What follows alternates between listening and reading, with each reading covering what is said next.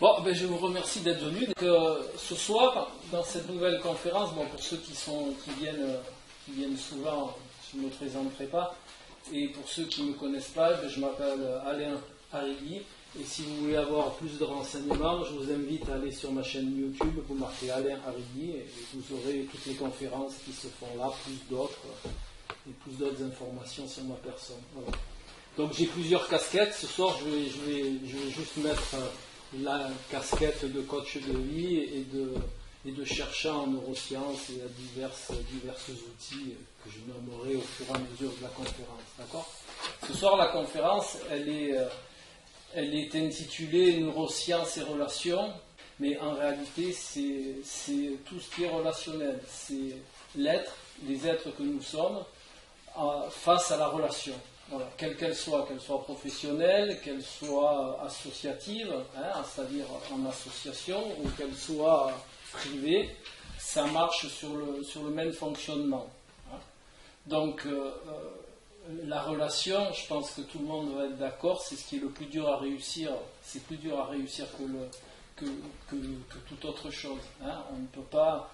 Si vous écoutez les gens, la principale difficulté qu'ils ont dans la vie, c'est toujours le relationnel. Et que ce soit dans n'importe quel domaine, que ce soit professionnel, comme je vous ai dit tout à l'heure, le souci, il est toujours nous face à l'autre.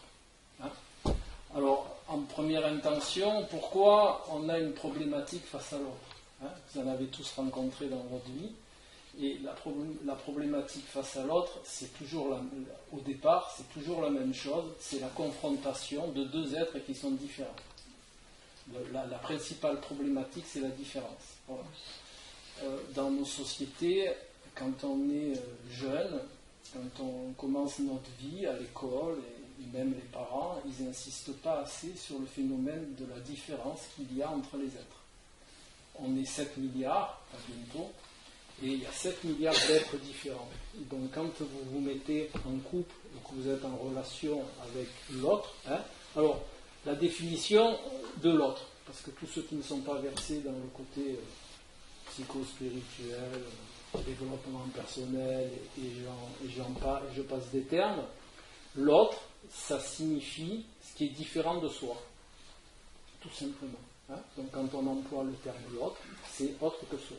Voilà. Donc, notre confrontation à l'autre, c'est ni plus ni moins que notre confrontation à la différence. Ça, c'est le premier critère. Le deuxième critère, c'est la confrontation à tout ce que l'autre nous renvoie, que l'on est et que l'on ne voit pas. Ce que Jung appelait notre part d'ombre. Nous avons tous à l'intérieur de nous une part d'ombre, cette part d'ombre, elle se positionne dans notre subconscient, et notre approche dans la vie fait que tout ce que nous renvoie l'autre est fait pour mettre en exergue cette part d'ombre que l'on a en nous et que l'on ne veut pas voir, qui en général contient tout ce que l'on met de côté qui peut nous rendre mal à l'aise.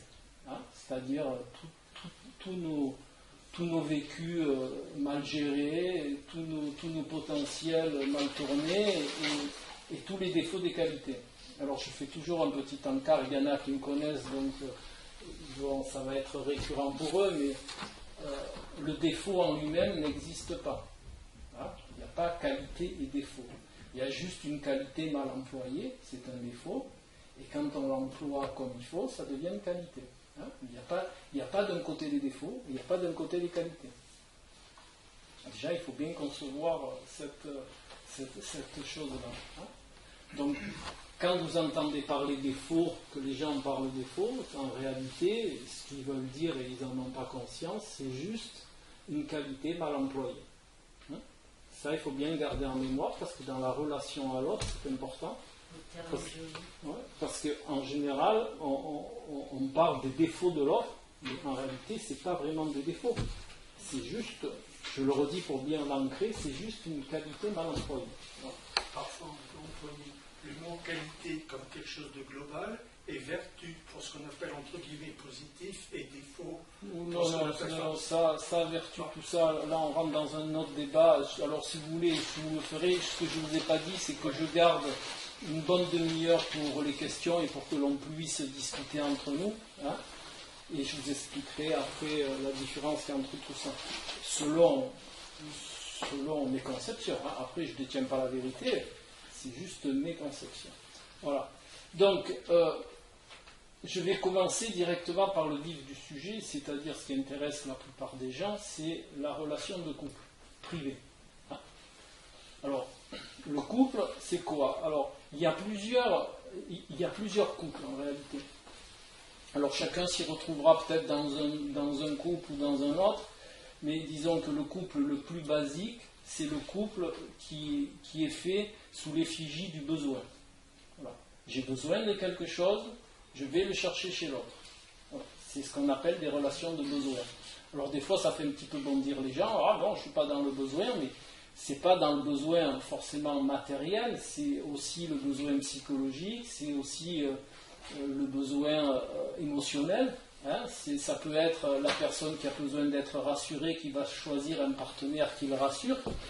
Ça peut être au niveau matériel, donc financier, et puis tout le reste. Ça peut être au niveau psychologique, parce qu'il a un petit peu un comportement paternel, ou que la femme a un petit peu un comportement maternel. À ce moment-là, la personne, elle se retrouve dans cette relation qui lui amène d'être rassurée. Bon, en fait, vous avez plusieurs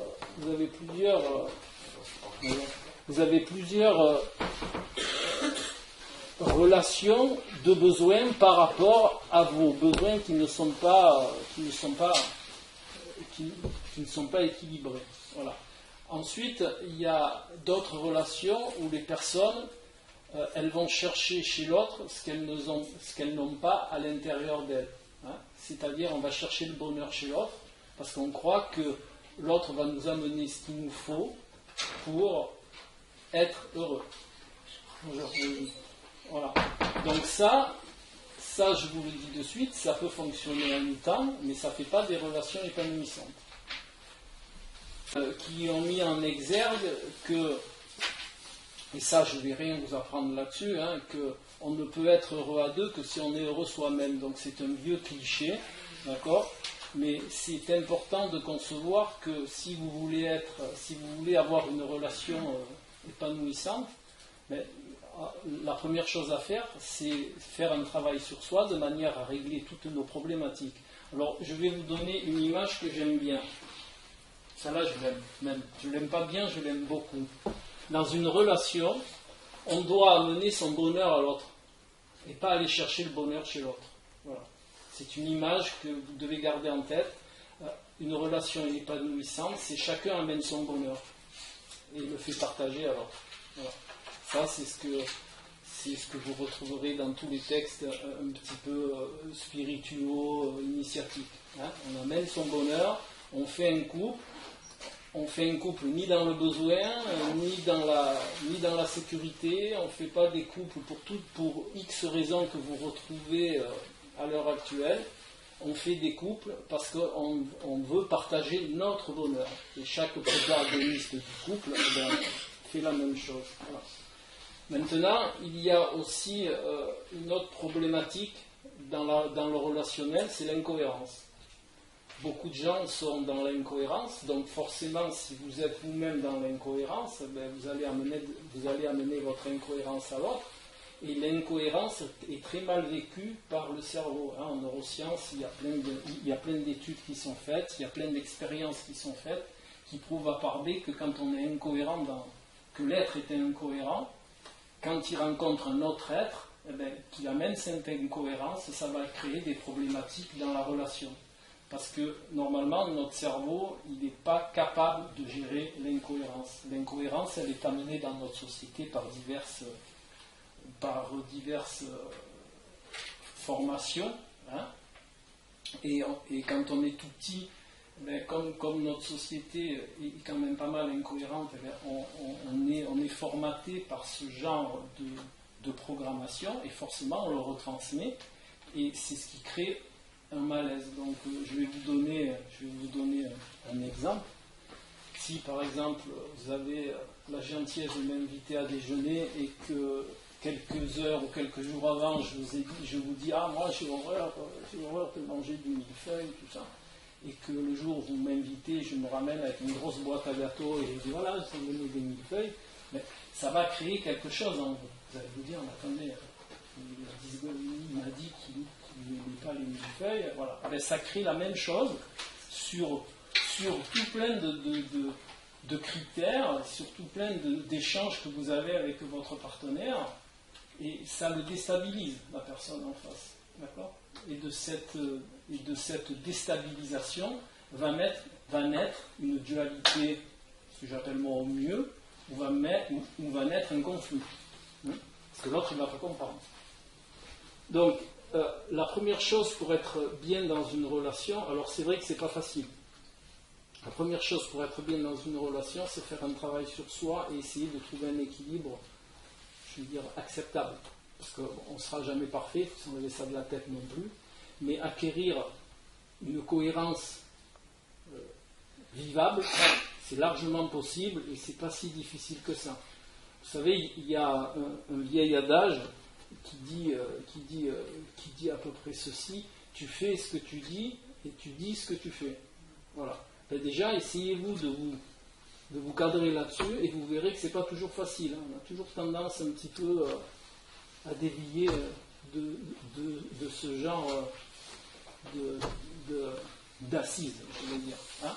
Donc, est-ce que vous comprenez bien que tous ces petits facteurs mis bout à bout, ben, ça déstabilise une relation. Hein. Ensuite, il y a un phénomène aussi qui est très important, c'est ce que nous renvoie l'autre. Voilà. Or, il y a très peu de gens, enfin, vous, si vous êtes là, c'est que quelque part ça vous parle, hein, mais je parle en général, dans une généralité de gens, ils n'ont pas conscience que dans leur relation, ben, tous les contextes et tous les accrochages qui sont, ça renvoie uniquement ben, ce qu'ils n'ont pas conscience au mieux, et ça c'est pour le grand public. Après, quand on cherche un petit peu à comprendre, on sait très bien que ça renvoie juste ce que l'on ne veut pas voir soi-même. Alors, je ne vais pas vous le redire, mais ça revient à tous les travaux de Jung hein, sur tout ce qui est notre part d'ombre et qu'on enfouit bien dans notre inconscient, tout ça. Et la relation à l'autre, ben, c'est ni plus ni moins qu'un miroir de tout ça, toutes les tensions que vous avez avec l'autre, ben, ça vous renvoie ce que vous êtes en réalité. Hein. Donc, ceci vous amène sur un principe, c'est que dans une relation, de quelque manière qu'elle se passe, et de quelque qualité de la relation, les deux sont toujours responsables.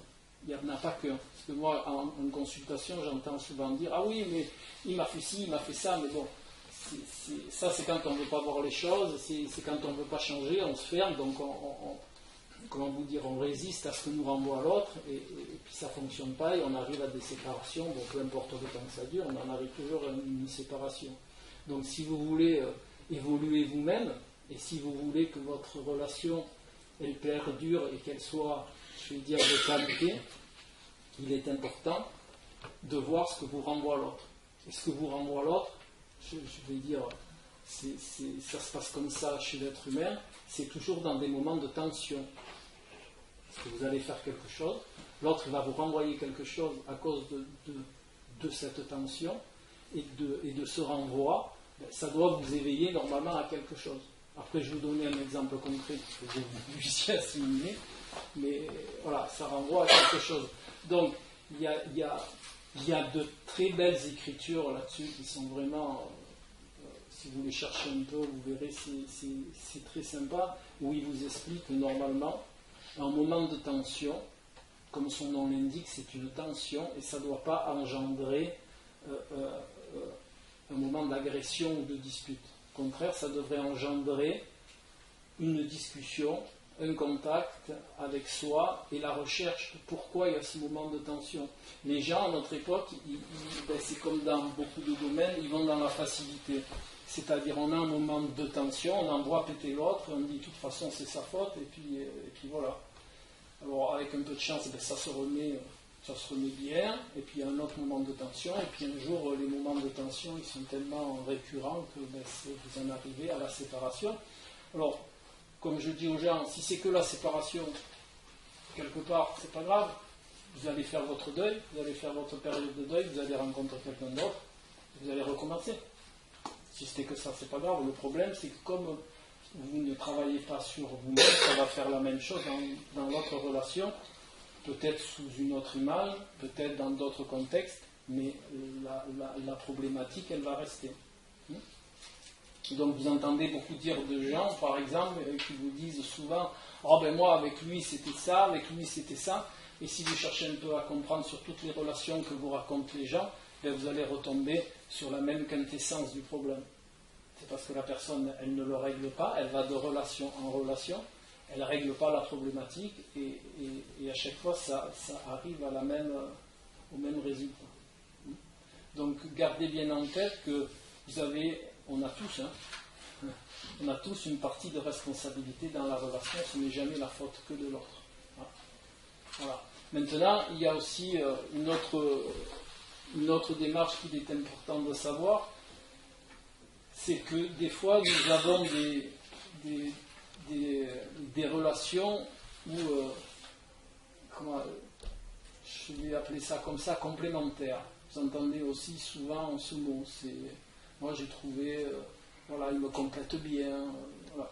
Alors qu'en réalité, on ne se complète pas du tout. Normalement, on ne devrait pas se compléter du tout, puisqu'on devrait être des êtres entiers. Donc les relations de complémentarité, c'est juste d'aller chercher chez l'autre ce qu'on n'arrive pas à trouver chez soi. Bon, je vous dis tout ça pourquoi ? Pour bien vous faire comprendre que tout ce qui est relationnel, dans le sens où on va chercher chez l'autre ce que l'on n'a pas, ou ce que l'on voudrait avoir, et tout ce que l'on va chercher comme dualité à régler en soi, donc on va la chercher chez l'autre, tous ces couples-là, ils sont faits pour travailler sur soi. Et ils ne sont pas épanouissants. Alors ça fait un petit peu bondir, mais c'est comme ça. Pourquoi ? Parce qu'en réalité, le couple, la fonction du couple, il y en a deux. La première, depuis que la Terre est Terre, c'est se reproduire, c'est pour perpétuer la race. C'est pour ça qu'à l'époque, l'être humain a évolué. De cette évolution, on a commencé à prendre conscience de l'individu que nous sommes. C'est ça la différence entre les temps anciens et maintenant, c'est que maintenant on a conscience qu'on est des individus. D'ailleurs, vous pouvez le voir dans la société, elle devient de plus en plus individualiste. C'est tout à fait normal, c'est un moment normal de l'évolution parce qu'on prend conscience de ce que l'on est. Donc maintenant, on fait des couples à deux, il n'y a plus de clan. Le clan, il s'est transformé en famille. D'accord ? Depuis quelques centaines d'années, maintenant c'est la famille. Il y a le mari, la femme et les enfants. Mais si vous regardez bien, c'est la même schématique que le clan en plus petit. Donc ça, c'est la première fonction du couple à l'heure actuelle. C'est ni plus ni moins que la descendance de perpétrer la race. Voilà. Et maintenant que nous sommes devenus des individus et que nous ne fonctionnons pas pour le clan, qu'on fonctionne pour nous en tant qu'individus, il y a quelque chose, et puis entre-temps il y a eu aussi une évolution du cerveau. Avant on avait le cerveau, on a conscience des individus que nous sommes, et le couple est là pour nous faire travailler en tant qu'individus. Donc vous voyez que le côté amour romantique, bougie et dîner au restaurant, ça vient très loin. Ça c'est le plaisir émotionnel, mais ce n'est pas vraiment la fonction du couple. La fonction du couple, c'est ni plus ni moins de nous faire travailler. Agréablement certaines fois, difficilement d'autres fois, mais le couple est là pour vous faire évoluer en tant qu'être. Vous ne rebondissez pas. Ça ne vous fait pas pleurer, j'en suis ravi. Voilà. Donc, tout ça pour vous dire que le couple, c'est pas rien. Le couple dans votre vie, c'est très important. C'est vraiment ce qui va faire que vous allez évoluer. C'est vraiment ce qui va vous faire avancer sur votre chemin de vie. Et c'est vraiment ce qui est ce que vous avez à vivre de plus important en tant qu'être. D'accord ? Parce qu'il y a toute une schématique évolutive derrière qu'il est vraiment important de prendre en compte. Sans ça, dans cette vie-là, alors je ne discute pas sur la réincarnation, tout ça, mais c'est juste pour vous expliciter, dans cette vie-là, vous n'aurez peut-être pas fait tout ce que vous avez à faire et vous le referez dans une autre vie. Parce que votre évolution, elle demande à être satisfaite. Bon, après, on peut croire à ce qu'on veut, ça c'est pas grave, mais on est là pour évoluer. Voilà. Et si vous êtes là dans cette salle, c'est que vous pensez quelque part que vous êtes autre chose qu'un amas de matière qui est biologiquement fait pour vivre un certain temps et puis dégager après. Hein? Donc, autre chose aussi sur tout ce qui est relationnel, c'est les dualités. La dualité dans le couple est très présente. Pourquoi ?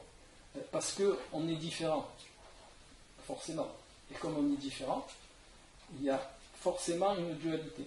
Pourquoi ? Parce qu'on n'a pas les mêmes concepts. Même si vous vivez ensemble depuis 30 ans, vous n'aurez pas les mêmes concepts.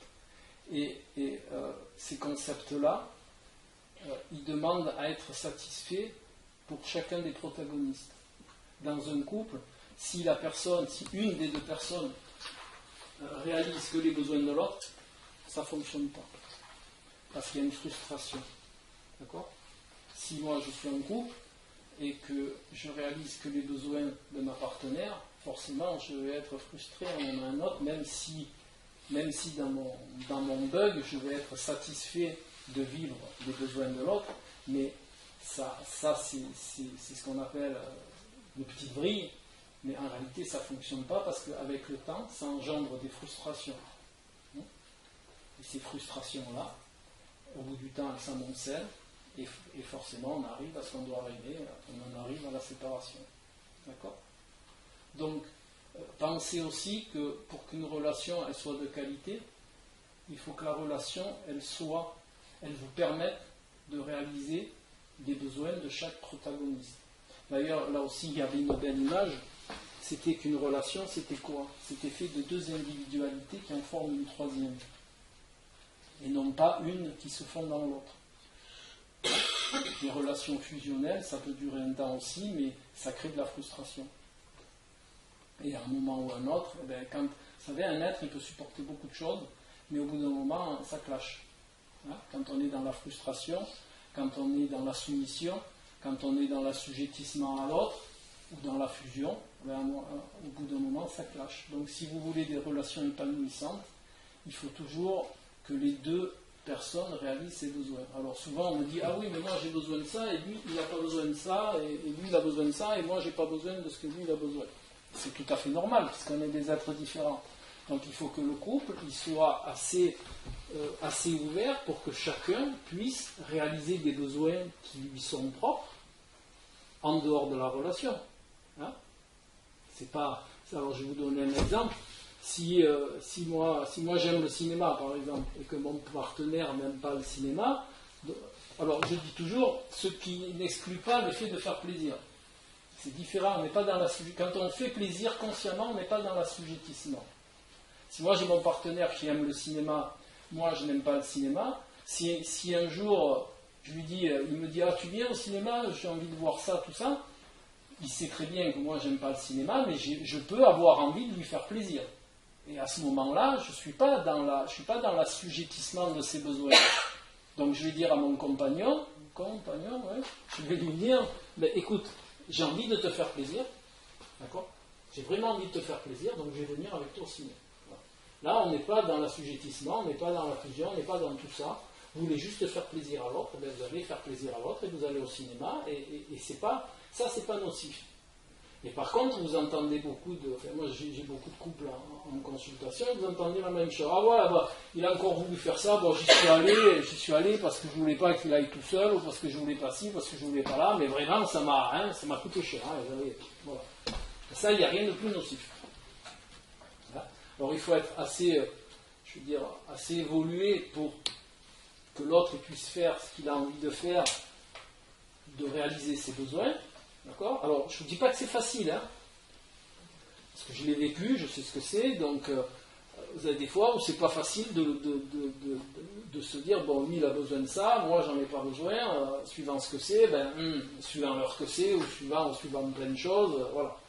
Donc, je dis pas que c'est facile, mais je dis que c'est essentiel si vous voulez avoir une relation de qualité, et puis que l'autre se sente bien, et que vous vous sentiez bien dans votre relation. Si vous êtes dans l'assujettissement, si vous êtes dans tout ce phénomène-là, ça ne peut pas fonctionner. Voilà. Après, je vais vous citer une autre problématique, qui est aussi importante, à mon avis. Ça n'engage que là.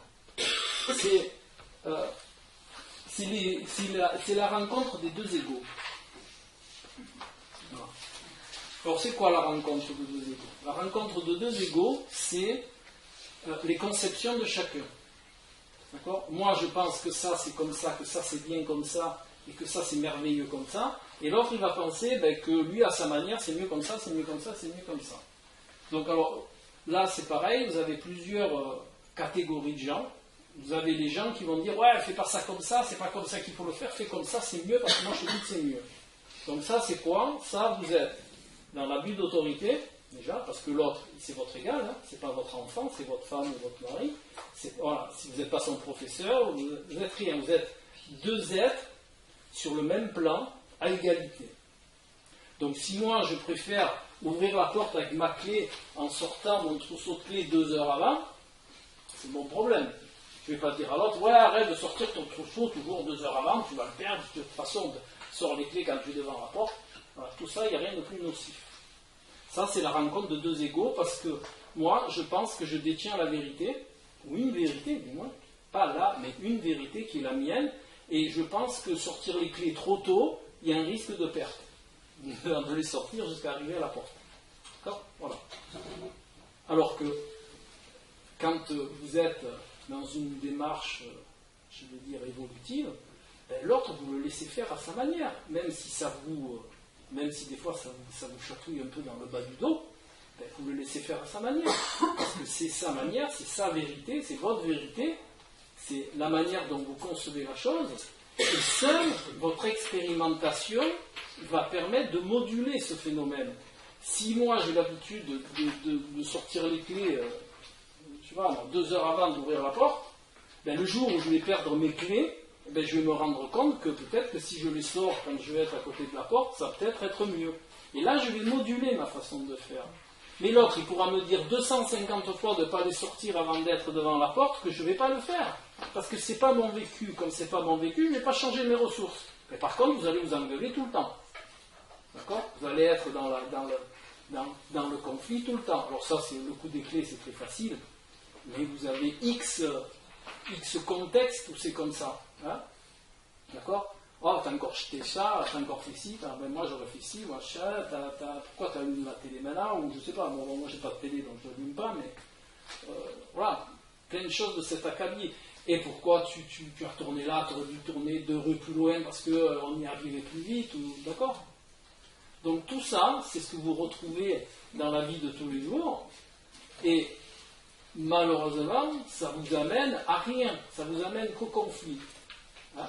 Donc ça, je vous le dis, dans le développement personnel ou dans le coaching, ça s'appelle de l'abus d'autorité. Tout ça pour en venir là, quand on est entre deux adultes, ce qui est différent avec les enfants. Après, je vous ferai le petit encart, mais quand on est entre deux adultes, on est entre deux êtres de même valeur. Hein. Donc on n'a pas à dire à l'autre ce qu'il a à faire, ni comment il a à le faire. À partir du moment où vous rentrez dans ce schéma-là, vous êtes ce qu'on appelle, dans beaucoup de spécialités qui traitent de l'être, vous êtes dans l'abus d'autorité. Voilà. Et quand il y a deux incompatibilités, par exemple, un aime ranger et l'autre pas. Un aime ranger, beaucoup ranger, l'autre pas du tout. Comment arriver à juste comment arriver, c'est très simple. Vous laissez vivre l'autre, vous le laissez ranger, et vous, si vous n'aimez pas ranger, vous ne rangez pas. Si vous commencez à dire alors ouais, tu devrais ranger parce que regarde, c'est le bordel, machin, Là, vous rentrez, comment vous dire, vous dites à l'autre ce qu'il a à faire et vous n'avez pas à le faire. Après, c'est là où je voulais en arriver et je vous remercie, vous avez une spécialité qui s'appelle la CNV. Alors, je vous le dis comme ça parce que je ne vous donnerai pas ma manière. Parce que moi, j'ai une CNV qui est un petit peu... C'est quoi ça? Mais je vais vous le dire. Qui est un petit peu modulée. La CNV, c'est la communication non violente. Alors, c'est pas violente, c'est pas coup de baffe. C'est pas ça que ça veut dire. Ça veut juste dire ne pas mettre l'autre en porte-à-faux de manière à ce qu'il devienne agressif ou qu'il vous rentre dedans. Et là, il y a une méthode qui est... Alors maintenant, ils ont appelé ça la CNV, mais c'est vieux comme le monde. C'est ne pas mettre l'autre en défaut. Voilà. Dans votre cas, parce que vous citez un cas tout fait... Non, mais fait, dans le cas que vous avez explicité, donc je vais le reprendre, on va s'en éviter d'en chercher un, ben, ça veut dire quoi? Ça veut dire que vous allez dire à l'autre, écoute, moi, mes besoins, ils sont de vivre dans une maison qui ne soit pas en bordel. Voilà. Au lieu de dire, bon, je vous le fais de manière autre, c'est mieux avec ta manie de ne pas ranger, voilà, on vit dans le bordel. Voilà. Ça va fermer l'autre. Pourquoi? Je vous ai expliqué, en neurosciences, il y a un phénomène qui se passe avec notre cerveau reptilien. C'est quoi? Quand il y a une différence d'idées, et c'est important parce que vous allez vous le retrouver dans votre vie tout le temps, dans tout ce qui est relation à l'autre, vous allez le retrouver. Quand vous êtes dans des concepts de vie différents, sur quelques domaines que ce soit, et que vous mettez l'autre en porte-à-faux, vous allez mettre son cerveau reptilien en marche, et il va se sentir agressé, autant que s'il avait un lion qui lui courait aux fesses, autant les hommes préhistoriques. Donc qu'est-ce qu'il va faire le cerveau? Première chose, il va se fermer. Quand le cerveau reptilien, il prend toujours le dessus sur les autres cerveaux, sur le limbique et sur notre préfrontal. D'accord? Parce que c'est ce qui nous maintient en vie. La différence de concept, ça c'est pas moi qui l'invente, c'est neuroscientifiquement prouvé, par des IRF et tout le reste. Donc, quand il y a une différence de concept, et c'est pour ça que vous retrouvez ça, moi je le fais souvent en entreprise, quand il y a des problématiques entre les protagonistes, entre les hauts protagonistes des sociétés. Quand la communication commence à battre de l'aile entre les décideurs, ben, j'interviens pour remettre les choses à leur place. De la même manière dont je vous fais part là maintenant. Hein. Il est recommandé de toujours donner son exemple et de ne jamais mettre l'autre en porte-à-faux parce que le cerveau reptilien il prend le dessus. Alors ça peut-être que vous connaissez, vous en avez certainement entendu parler. Il y a 3 manières pour le reptilien de gérer ces situations de conflit. Il y a la fuite, faire le mort, donc faire le mort, on ne fait pas le mort, hein. On se ferme, silence complet, on ne répond plus. D'ailleurs, vous avez peut-être dû le vivre avec des gens, vous avez une dispute et la personne n'est pas au coup. Vous croyez qu'elle est morte, elle est terminée, il n'y a plus de son, plus d'image. Ben, ça, c'est signe du reptilien. Ou alors, il y a l'agression. D'accord? Quand l'autre, ben, il vous rentre dedans, vous lui dites un truc, il vous en dit un autre, et ainsi de suite. Voilà. Et là, la problématique, elle est encore plus importante, parce qu'il y a une réaction, ce que vous ne savez peut-être pas, il y a une réaction physiologique à ça. Quand vous mettez votre reptilien en scène, quand il rentre en scène, il y a une augmentation, ben toi tu connais Cathy, il y a une augmentation du cortisol, d'accord? Vous avez une augmentation de tout ce qui est neurotransmetteur, adrénaline, noradrénaline, dopamine et tout le reste, qui va faire que vous allez avoir des tensions musculaires. Et ça, si vous le répercutez souvent, si c'est récurrent, ces situations-là, le fait de fabriquer surtout beaucoup de cortisol, ça va fatiguer votre organisme vitesse grand V, ça va vider vos surrénales qui sont le centre de l'énergie vitale, et vous allez vous retrouver, au bout de quelques années, il y en a, c'est même beaucoup plus court que ça, vous allez vous retrouver ce qu'on appelle avec une asthénie ou une fatigue chronique. D'accord? Tout ça, c'est parce que vous videz vos surrénales. Le cortisol, c'est ce qu'on appelle vulgairement l'hormone du stress. D'accord? Donc quand il y a une situation conflictuelle, votre corps il balance du cortisol. Quelque situation que ce soit. Et si situation qu'elle soit, alors, si en plus vous avez un couple qui est déclencheur de cortisol, si vous avez au travail des situations qui vous font déclencher du cortisol, eh bien, en quelques temps, vous allez vous retrouver complètement vide et fatigué sans savoir pourquoi. Non, donc, c'est ce qu'on appelle des situations de stress chronique. Et ces situations de stress chronique, elles sont la porte ouverte à X problématiques de santé, aussi bien physiologiques que mentales. D'accord ? Donc, pensez bien qu'une dispute, c'est pas seulement une dispute anodine et ça engendre tout un phénomène réactionnel, physiologique et mental qui fait que ça va engendrer de grosses problématiques à la longue. Donc justement, pour éviter, lorsque j'explique à tous ces gens, pour éviter cette réaction reptilienne, il est toujours... Alors, il y a plusieurs méthodes. Je vais vous citer les plus courantes. Les plus courantes, c'est de parler que de soi, d'exprimer ses besoins, de dire à l'autre, voilà, chérie, par exemple. Je sais qu'il y en a qui n'aiment pas ce terme-là, mais moi ça me fait rire. Chérie, j'ai besoin, voilà, j'ai besoin de ci, de ça, de ça et de ça. Voilà. Donc je vais faire en sorte de mettre en place ces besoins. Et vous dites surtout pas à l'autre, est-ce que tu peux adhérer à ses besoins? Est-ce que tu peux... Non, l'autre, il va vous répondre, parce que l'autre, ses besoins. D'accord? S'il peut, en restant dans ses besoins, s'il peut, eh bien, il va faire tout seul, il est grand, c'est un adulte. Hein? Vous comprenez ce que je veux vous dire? Vous n'avez rien à dire à l'autre, hormis des choses, je veux dire, des discussions normales, mais vous n'avez pas à dire à l'autre ce qu'il a à faire. L'autre, il est assez grand pour savoir ce qu'il a à faire. Donc vous allez exprimer vos besoins, tout simple, dire voilà, moi j'ai besoin de... Alors je vais prendre un truc masculin. Moi j'ai besoin de faire l'amour 10 fois par semaine. Voilà. Et c'est tout. Voilà. Oui. Maintenant vous avez l'information. Attendez, maintenant vous avez l'information, maintenant libre à vous de faire ou de ne pas faire. Oui.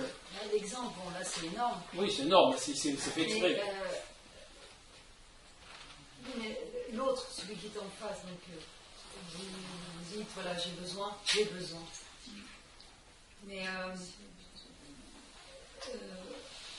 on peut donner avec plaisir. Ben, c'est vrai que c'est compliqué. C'est pas très compliqué. En réalité, c'est de le début, le couple il doit se remettre avec les mêmes besoins. En fin de compte, tout à l'heure vous disiez on veut complémentarité. Mais non, c'est un peu faux. Non, mais moi je vous ai pas dit qu'il fallait. Je vous ai dit le contraire. La complémentarité, ça marche pas. D'accord, oui, voilà. Normalement, vous savez ce qu'on dit en développement personnel, ce qu'on conseille aux protagonistes, aux gens. On conseille que, à un certain moment de la rencontre, chacun exprime ses besoins. Voilà, justement. Au début. Pour pas que, à la longue, ça fasse un fossé. Vous savez, il y a un processus chez l'être humain aussi, dont je voulais vous parler après, mais je vous en parlerai maintenant comme ça. Il y a un processus qui se passe. Au début d'une relation, on se conforte aux besoins de l'autre. Vous avez tous connu ça. Hein, au début de la relation, on fait tout ce que l'autre veut parce qu'on veut lui faire plaisir, on veut être aimé, et on croit que parce qu'on va faire ce que l'autre veut, on va être aimé puissance 10 000. Voilà. Alors, et puis, au fur et à mesure du temps, vous avez tous vécu ça, au fur et à mesure du temps, eh bien, comme par hasard, on revient un petit peu dans ses besoins, donc forcément on réalise moins ceux de l'autre. Et puis un jour, au cours d'une discussion très banale, l'autre il va vous dire, mais dis-moi, avant tu faisais ça, et puis avant tu faisais ça, pourquoi tu ne fais plus maintenant? T'as changé. T'as changé. Et puis au fur et à mesure du temps, mais t'as vraiment changé, je te reconnais plus. Et puis, au bout d'un certain temps, vous vous retrouvez avec quelqu'un que vous n'avez carrément pas connu. Parce qu'il est revenu vers ses besoins, il est revenu vers sa personnalité propre, comparé au début où il a toujours voulu vous faire plaisir, où il a toujours voulu accéder à vos besoins parce que il pensait que c'était bien et parce que la nouveauté de la relation, certains fusionnent même, donc quand il y a des rencontres où un fusionne avec l'autre, c'est encore multiplié, et un jour vous vous retrouvez avec quelqu'un qui est totalement différent sans savoir pourquoi. Il y a aussi quelque chose, souvent les défauts du début qu'on peut apprécier, souvent on se rend compte à la fin de la relation que ces défauts ou ces choses qui pouvaient passer nous plaire ou quoi que ce soit, on ne les supporte plus. Oui, c'est pour ça, c'est parce que vous êtes... L'être humain, il a aussi un paramètre dont il faut être au courant. L'être humain, il a peur de l'exclusion. Parce que vous savez, on a quand même des parties du cerveau qui sont anciennes. Donc on a toujours ce mode de fonctionnement. À une époque, quand on était exclu du clan ou de la communauté, on n'était plus en sécurité, on mourait. Voilà. Et ça nous est resté. Par contre, ce que je vous dis là, c'est prouvé. Ça nous est resté. La peur de l'abandon, la peur de l'exclusion, c'est comme la nourriture. Quand on est dans des situations comme ça, qu'on se fait rejeter, ou qu'on se sépare, vous avez des gens qui vivent le syndrome d'abandon, et c'est ni plus ni moins, c'est très important. Alors des fois ça fait rire, le syndrome d'abandon, il va quitter, mais pour certaines personnes qui sont fabriquées d'une certaine manière, c'est très dur parce qu'ils se sentent en danger. Et même certains se sentent en danger de mort. Parce qu'il y a ces mémoires ancestrales qui sont plus fortes chez certains que chez d'autres. Après, il y a d'autres paramètres qui rentrent en jeu. Vous savez que vous avez des gens qui ont un préfrontal plus fort que d'autres. Donc vous avez des gens qui vont mieux gérer leurs émotions, parce qu'ils ont ce qu'on appelle un mental, qui est une raison qui est beaucoup plus forte que d'autres. Et vous avez des gens qui sont à type, ce qu'on appelle nous le type émotionnel pur, ça va être très dur pour eux. D'accord ? Parce que là, le préfrontal, il a plus de mal à raisonner toutes ces émotions qui remontent. Donc, oui, les hypersensibles, en réalité, un hypersensible, ça ne veut pas dire grand-chose. Ce sont des hyper-émotionnels. Et de là, on se dit, ils sont hyper-émotionnels, donc ils sont hypersensibles. Mais hypersensibles, si moi je vous dis le mot sensible, ça ne va pas vous faire grand-chose, alors que si je vous dis que vous êtes hyper-émotionnel, là, ça va vous parler déjà un petit peu plus. Voilà. Donc, il est important de bien conscientiser que tous ces phénomènes sont importants à prendre en compte dans votre relation. Alors, des fois, on me répond gentiment, oui, mais si je commence à penser tout ça, je ne fais plus rien de la journée. D'accord ? Voilà. Mais ça se fait petit à petit et ça se fait gentiment. On n'est pas toute la journée à faire focus là-dessus, mais quand les choses se présentent, il faut être conscient de comment ça fonctionne. Donc tout ça, pour revenir à ce que je vous disais, il y a des schématiques, vous avez plusieurs. Alors, moi, j'aime pas la notion de cerveau tripartite, comme je disais avant. Le cerveau, c'est un ensemble avec plusieurs fonctions, voilà. Donc, il faut bien que tout ça se coordonne et que chaque partie du cerveau fasse son rôle. Donc, je reviens à ce que je vous disais tout à l'heure. Au début, on a toujours tendance à s'assujettir un peu à l'autre, et puis au fur et à mesure, on découvre que l'autre, il n'est plus pareil qu'au début, et puis ça crée des problématiques. Donc, c'est pour ça que moi, je conseille toujours aux gens, dans le début d'une relation, en plus c'est difficile, ayez le discernement de dire, voilà, moi j'ai des besoins, ils sont ceux-là. Voilà. Alors ça ne veut pas dire de rejeter l'autre parce qu'il a des besoins différents, mais ça veut dire juste de prendre conscience qu'il est différent, qu'il a des besoins différents, qu'il faut qu'il les exprime, et de laisser une place dans la relation pour que chacun exprime ses besoins. Et surtout, sans dire, bon, je te laisse faire, mais vraiment ton truc, ça m'ennuie. Voilà. Parce que là c'est pareil, vous laissez faire, mais ça crée une ambiance délétère pour la relation. Et surtout, ce que je vous ai dit tout à l'heure par rapport aux clés et tout ça, surtout, gardez bien en tête que quand vous êtes en couple, Alors c'est vrai, après j'y viendrai sur le travail perso, mais quand vous êtes en couple, vous êtes avec une personne qui a exactement la même valeur que vous. La valeur humaine d'une personne, c'est pas sa position sociale. Alors c'est pas sa position sociale, c'est pas si elle est belle, pas belle. Pardon, c'est pas tout plein de choses comme ça. Chaque être, du moment que c'est un être, il a la même valeur que l'autre. Donc aucun être a normalement j'aime pas ce terme, mais je vais l'employer quand même. Non, je ne peux pas l'employer. Voilà. Personne n'a à prendre le pouvoir sur l'autre. Voilà. L'autre, il fait comme il a envie de faire, et voilà. Et chacun est là, il dit que votre relation, elle va être beaucoup, beaucoup, beaucoup plus légère. Déjà, si vous faites ça, si vous exprimez vos besoins, vous réalisez vos besoins dans la relation, donc il ne va pas y avoir de frustration dans ce domaine-là. Hein. Et si vous prenez conscience que l'autre il a sa vérité, qu'elle est aussi valable que la vôtre, ben déjà votre couple, il va être agréable à vivre. Hein.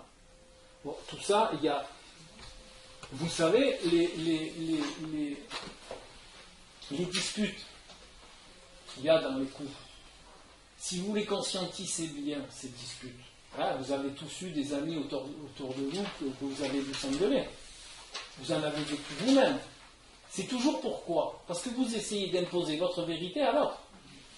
Hein, d'accord? Toutes les disputes, en grande partie, je vais dire, je vais donner un pourcentage, j'aime bien un pourcentage, donc 85%. Voilà. Toutes les disputes, elles viennent parce qu'on cherche à imposer ce que l'on croit vrai, notre vérité, à celle de l'autre. Elle lui dire, voilà, écoute, moi, la mienne, alors on ne le dit pas comme ça, mais ça revient à ça revient à dire à l'autre, écoute, toi, la tienne c'est une bêtise, moi la mienne c'est bien. Donc tu fais à ma manière, tu verras, ça va bien se passer.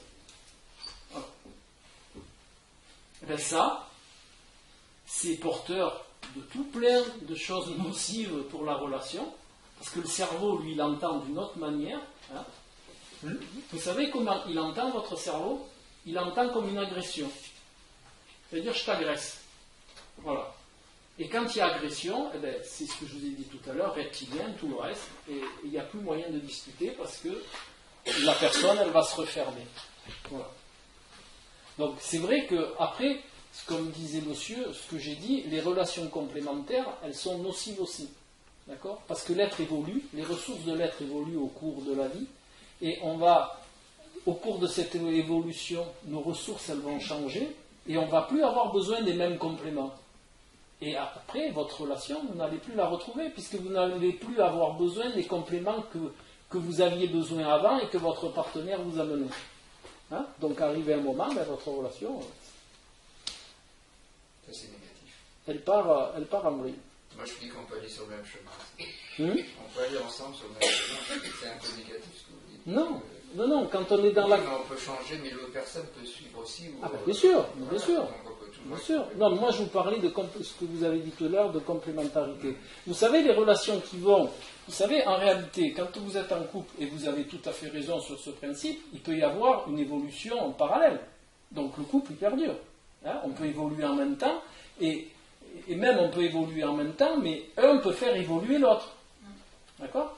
Donc là, ben, on est sur le même chemin, et puis tout va bien. D'accord? D'autant plus... Hein? Le complément. L'évolution de l'autre, c'est le complément qu'on peut lui apporter. Non, on n'apporte pas un complément dans l'évolution de l'autre. On amène des contextes qui vont moduler les ressources de l'autre, et l'autre, il va évoluer. C'est pas nous qu'on complète on n'amène pas l'autre dans un chemin complémentaire d'évolution. Vous savez, l'évolution, comment ça fonctionne comme ça. Et c'est un schéma qui est très simple. On pose une action. Ça, tout le monde se conscientise. On pose une action. De cette action, il va en ressortir une expérimentation. De cette expérimentation, ça va moduler, comme toute expérimentation et comme tout vécu de vie, ça va moduler vos ressources personnelles. Et de cette modification de ces ressources personnelles, cela va engendrer un changement du niveau de conscience. Et ce changement de niveau de conscience, je vous le donne en ligne, il va vous permettre de poser d'autres actions. Et le schéma, il est répétitif, et c'est ça qui vous permet d'évoluer. Voilà. Et les personnes qui veulent rester seules, je connais des gens qui ne veulent plus tous se mettre en couple et tout, c'est qu'elles n'ont pas besoin de faire un travail sur elles ou c'est... Non. Vous savez, l'être humain, il n'est pas fait pour vivre seul. Donc, déjà, ces personnes qui vivent seules, c'est qu'il y a une problématique. Soit ils ont peur de l'autre, ce qui arrive le plus. Soit ils sont dans des problématiques. Vous savez, il y a des gens, par exemple, vous avez des gens, ils divorcent. Et ça se passe souvent chez les gens, chez les divorces, je veux dire, qui se passent aux alentours des 50 ans. Vous avez des gens qui divorcent, et bien, ils sont tellement mis à mal qu'ils ne veulent plus de relations. D'accord ? Ils ont peur. Ça s'appelle de la peur, ni plus ni moins. Et le meilleur réflexe de la peur, ben, c'est de se mettre en retrait. Et puis, voilà. Mais c'est pas normal. L'être humain n'est pas fait pour vivre seul, quoi qu'il en soit. Après, ça ne veut pas dire, ne me faites pas dire ce que je n'ai pas dit, ça ne veut pas dire qu'on n'a pas besoin de moments de solitude. Ce qui est différent, hein ? D'accord ? Mais ce que j'ai entendu que vous vouliez expliciter, c'est les gens qui vivent seuls tout le temps, et qui ne veulent plus se mettre en couple, et qui ne veulent plus entendre parler de rien, de ce système-là. Ça, c'est qu'il y a une problématique derrière. Maintenant, on a tous besoin de moments de solitude, on a tous besoin des fois de se retirer, voilà, et ça c'est normal, parce que des fois, vous savez, moi j'aime bien les tarots, donc je fais toujours des parallèles avec le tarot, parce que c'est très initiatique, l'air de rien. Bon, après, si vous l'employez comme un Damirma, c'est une chose, mais après, si vous l'employez comme un outil d'évolution, c'en est une autre. Et c'est toujours par rapport à l'ermite. L'ermite, quand on lui dit, c'est simplement un moment de recueillement pour assimiler les leçons de la vie. Voilà. Ben, nous, on a tous des moments où on a besoin de se recueillir ou d'être seul pour assimiler des choses que l'on a vécues, ou de se dire, tiens, j'ai vécu ça, tiens, ça m'ouvra ça, voilà. Mais on ne vit pas seul. D'accord. Quand vous dites le couple, c'est pas forcément vivre ensemble. Ah non, un couple, c'est... Voilà, la définition du couple, alors des fois ça fait bondir certaines personnes, mais la définition du couple, c'est un homme, une femme et du sexe. Ça, c'est la définition du couple. Voilà. Si vous n'êtes pas dans ce schéma-là, c'est pas un couple. C'est tout ce que vous voulez. C'est une relation, c'est pas appeler ça comme vous voulez, mais c'est pas un couple. Il y a des relations qui vivent ensemble et puis qui font plus de sexe. Ben, c'est plus un couple au sens couple du terme. C'est une relation amicale. De toute façon, vous savez qu'il y a un processus. Alors, il n'est pas chez tout le monde, mais d'abord, on est. Je ne suis pas en général. Hein. D'abord, on est dans la passion, d'accord, dans le feu. C'est quand on se rencontre. C'est voilà, chacun le vit à sa manière, mais si on fait l'amour souvent, on ne se sépare plus. Après la passion, pour ceux qui sont bien constitués, on passe dans ce qu'on appelle l'amour. D'accord ? Ça va durer un certain temps. Et après, plus on vieillit ensemble, et on passe à un troisième cap qui s'appelle, un petit peu comme ça, l'amitié amoureuse. On est complice, on est proche, mais c'est encore une troisième transformation du couple. Hein? D'accord. Et la passion, vous pensez que c'est... Parce que je connais des couples, il n'y a pas du tout de passion dès le départ, et ils s'entendent bien, ils font des fois. Ah oui, non, mais on n'est pas tous des passionnés. On n'est pas obligé d'avoir de vivre une passion quand on rencontre quelqu'un. Non. Vous avez des gens qui sont moins dans la passion que d'autres. Et vous avez des gens qui sont à 90% dans la passion, et quand la passion, elle s'éteint, ils s'en vont. Parce que ce qui les fait vibrer, c'est la passion. Et on ne peut pas dire que l'un ou l'autre est mauvais. C'est pas mauvais, mais d'être dans la passion, vous faites rarement une relation quand vous êtes dans la passion, parce que vous changez de relation. Ben, vous savez qu'il a été étudié que la passion, en gros, ça dure au maximum 3 ans.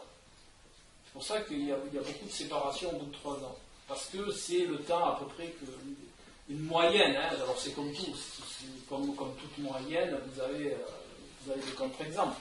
Mais en général, la passion, ça dure 3 ans.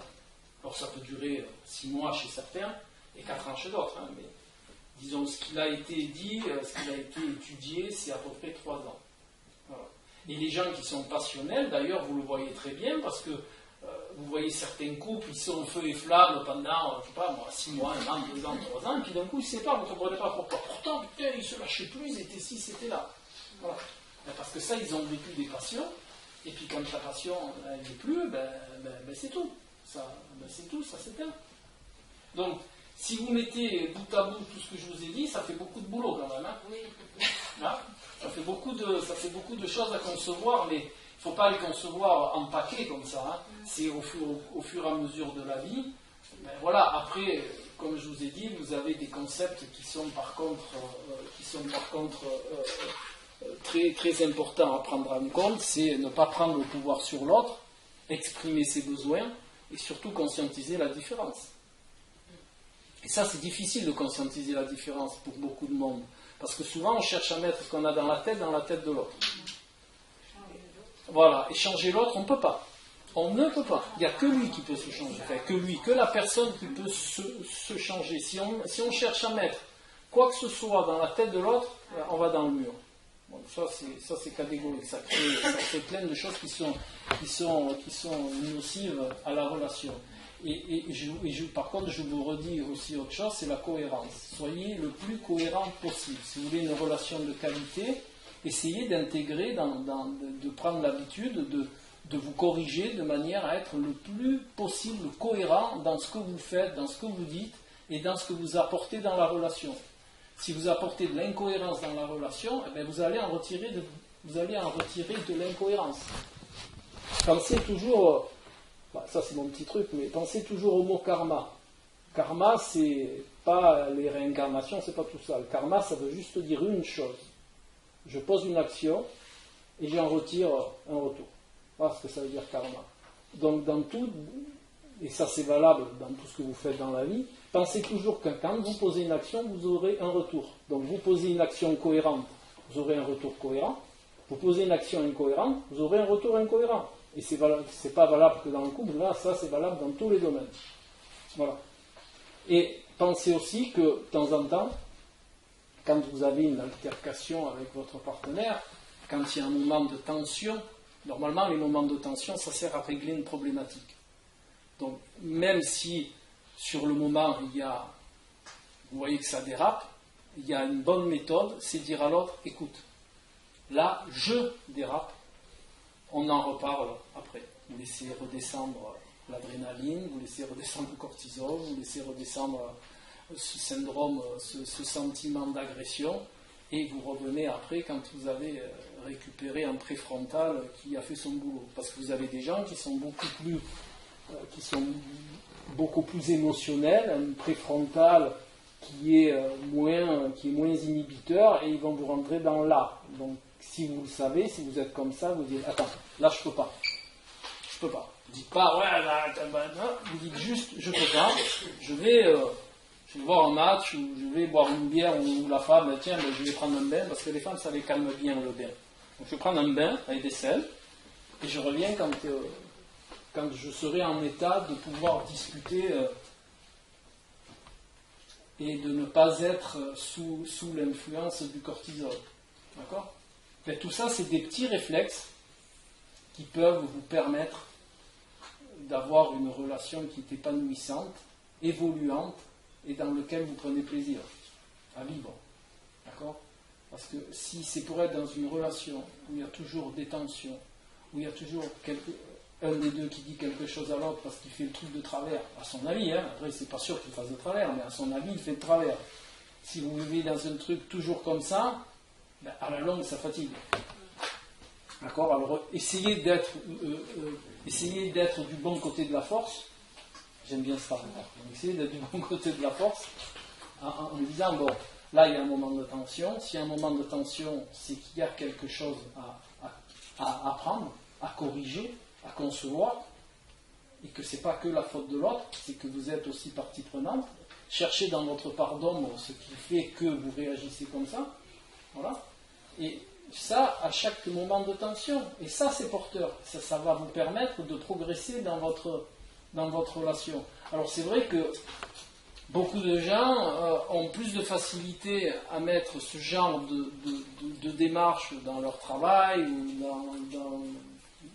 enfin, je préfère dire la carrière plutôt que le travail, dans la carrière, dans machin, et pour leur arriver à la maison, c'est bon, allez, je suis fatigué maintenant, j'ai passé une dure journée, alors lâche-moi un peu, on discutera demain. Voilà. Ça, je suis désolé, mais c'est pas le but du couple, hein, d'accord? Voilà, alors, et moi j'ai inventé une petite expression, déjà, quand vous rentrez de votre journée professionnelle, quelle qu'elle soit, ou de quelques journées que ce soit, que vous arrivez avec votre partenaire, ben, soit avant de rejoindre votre partenaire ou de rentrer à la maison, vous faites une petite douche psychologique. Quand vous rentrez de votre journée, peu importe les habitudes, mais normalement, vous prenez une douche. D'accord? Vous avez transpiré toute la journée. Bon, à un moment ou à un autre, vous prenez une douche. Eh bien, au même titre que vous le faites pour votre physique, faites-le pour votre mental. Vous avez passé une journée, vous avez eu des émotions, vous avez eu plein de choses. Ben, vous rentrez. Ben, avant de rentrer, peut-être, vous faites un tour du quartier à pied, par exemple. Ou vous allez lire 10 minutes sur un banc. Enfin, vous faites ce que vous voulez. Vous faites ce qui vous convient, en réalité. Hein? Moi, j'avais une démarche, c'est aller marcher un petit peu. Voilà.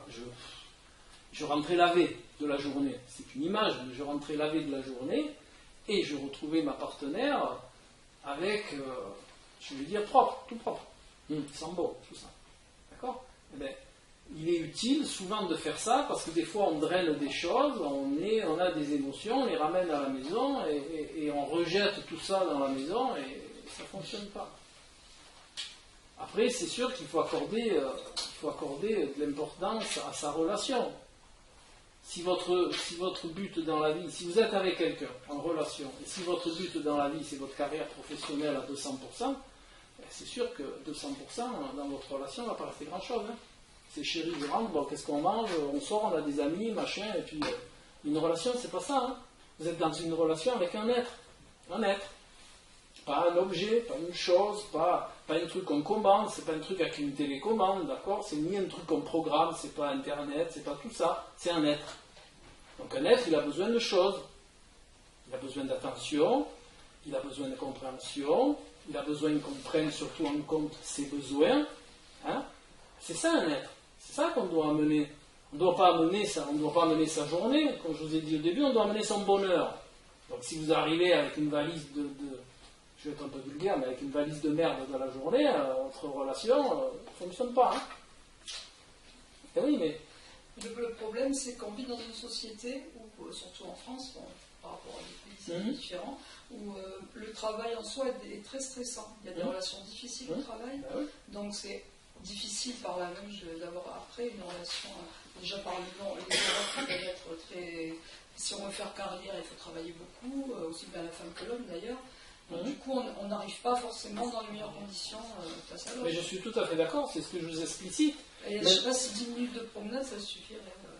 Parce que si c'est pas 10 minutes, vous en faites bien. C'est une image, mais voilà. Non, mais je comprends bien. Pressé comme un citron dans le travail, que c'est pas évident. En fait. Je comprends très bien. Alors, je vais vous dire une chose qui va vous choquer, mais j'aime bien des fois. Des fois, j'aime bien. Comme je vous ai dit au début, on est responsable de notre vie. D'accord? Voilà. Donc tout se résume à ça. Vous êtes responsable de votre vie. Donc personne ne vous oblige à entre guillemets, alors je sais ce que vous allez me répondre parce que je suis habitué, mais personne ne vous oblige dans votre vie à faire tant pour la carrière. Si vous le faites, c'est que vous le voulez pour la carrière. Hein. Personne ne vous force. Hein.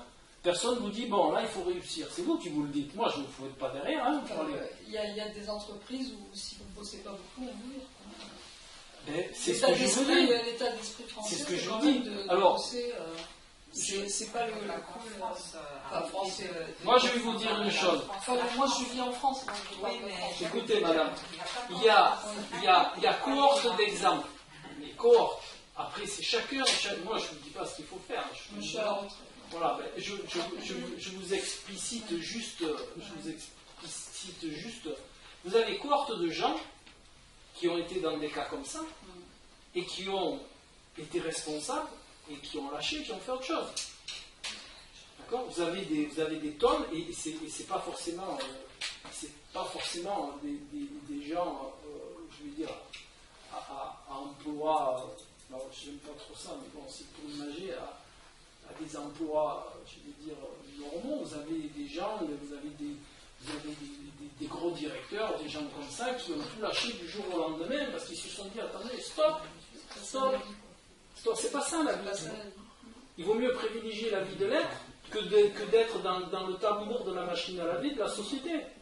C'est la société qui vous formate. Hein. Personne ne vous empêche de faire autre chose. Hein. Si vous aimez peindre, personne ne va vous empêcher d'aller peindre. Hein. Alors vous allez dire, oui, mais pas gagner de sous, c'est sûr, et vous n'en savez rien, allez peindre, après on verra. Alors, il ne faut pas tout virer d'un coup, ben, allez peindre, vous vendez quelques tableaux en continuant peut-être à travailler, vous trouvez votre truc. Mais ce qu'il y a, c'est qu'on est tous responsables de ce que l'on vit. Moi, j'ai des gens en consultation qui viennent me dire, ah, je ne peux plus, la carrière, le travail, tout, je suis obligé, on me pousse, on me serre, on me prime. Alors, moi, ils me demandent conseil, à ce moment-là, je parle. Hein. Si vous ne me demandez rien, je ne parle pas. Si on me demande conseil, je l'ouvre. Je leur dis, mais attendez, qui c'est qui dites-moi qui c'est qui vous fait faire tout ça. Alors c'est un peu ce que vous avez explicité, hein, sinon, ah oui, mais c'est la société, moi, si je veux mon train de vie, je veux ci, je veux là, je veux gagner ci, je veux là. J'ai dit, alors attendez, là, j'ai mal entendu, c'est je, et je qui sais. Je, c'est pas la société, c'est vous. Donc si vous le vivez, c'est que vous voulez bien le vivre, c'est votre choix. Voilà.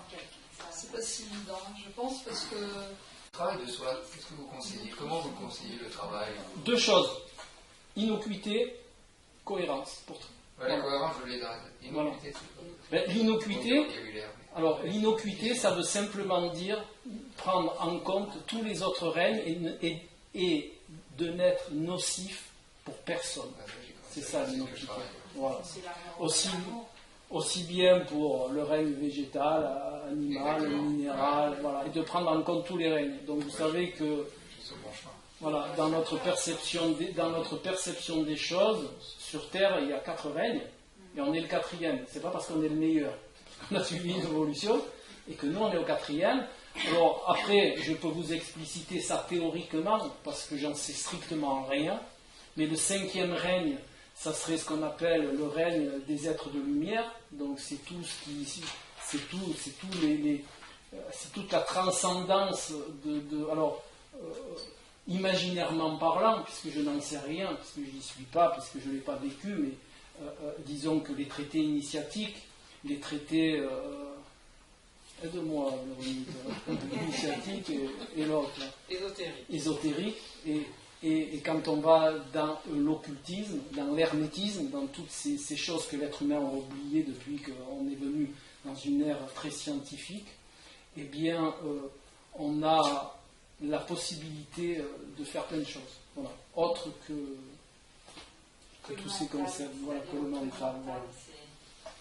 Donc, il y a je vous regarde vous, mais je ne vous dis pas vous, je le dis pour tout le monde, mais il y a beaucoup de choses que l'on a laissées derrière qui aident justement au développement personnel. Donc je vais vous en citer quelques-uns. Alors après, on adhère pas, je m'en fous.